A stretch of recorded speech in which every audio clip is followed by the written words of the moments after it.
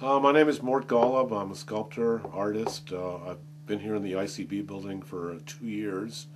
I don't work here in the studio. It's just a show studio that I keep open for open studios and for private clients to come and have a look.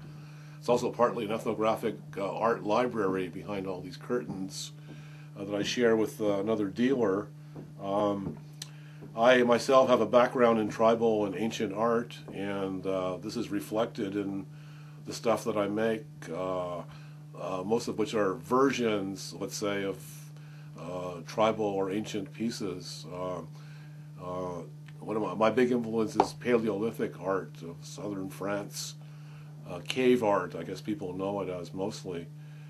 And so all my pieces have references to such pieces, which, you don't really need to know anything about that stuff to get the picture at all, but if you do, then there's a little added dimension, kind of like a footnote built into most of these things, I also feel there are certain ancient forms that have been with us as humans since recorded time, since the earliest art that we know has existed. I think that these forms have been handed down to us through time, and so basically I try to plug into that idea about where things come from.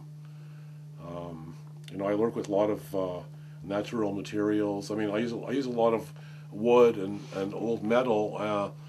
I try to preserve the surfaces as I find them as much as I can, although I do enhance them with pigments. And I try to make the pieces reflect the cultures they come from.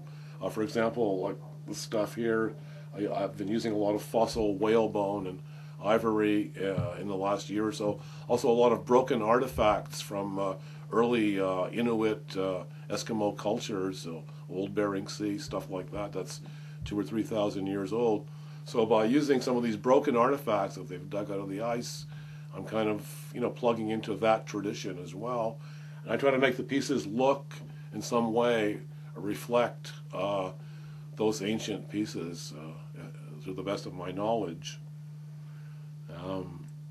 So in the last year or so, I've gotten away from a lot of this metal and wood and have switched to these other kinds of materials simply because they've become available. Especially now, for example, Alaska is pretty much melting, and so a lot of interesting stuff coming out of the ice that I have access to right now, and so I'm very, very excited about that stuff. And I have a whole series of stuff planned around these things. And I've been in this building for 2 years now, and I've been hanging around this building for about 30 years on and off. I've had a lot of friends who have had studios here and so on. I myself was previously a modernist painter, gave up making art for a number of years, and I got involved with this tribal art about 15 or 20 years ago. And so this was a huge influence on me because I was able to, I had this stuff that was directly in my hands rather than looking at it through the eyes of the early modernists like Picasso and so on.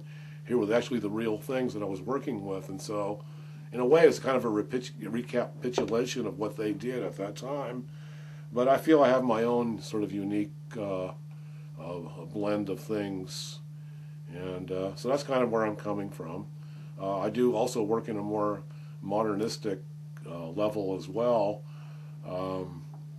But basically, I'm involved heavily with this tribal and ancient art